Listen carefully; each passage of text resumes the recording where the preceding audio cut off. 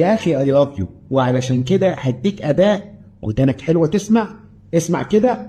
بالنسبه للبي دي اف بيعدل ويحول البي دي اف لوورد او الصور لبي دي اف، وبيدمج ملفات البي دي اف مع بعض. كل ده كوم، وانه يشيل باسوردات من ملفات البي دي اف ده كوم تاني خالص. وبالنسبه للصور فهو بيشيل خلفيه الصور وبيدمج الصور وبيشيل عناصر انت مش عايزها في الصور، وكمان بيطلع الكتابه من الصور وبيعمل صور بالذكاء الاصطناعي.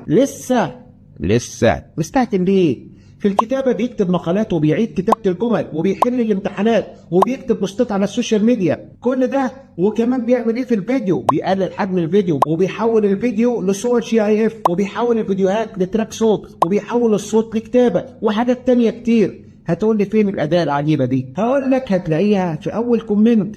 وده ليه؟ لأنكم مش زي أي حد، وأنا لازم أكسبكم كتير. تحياتي.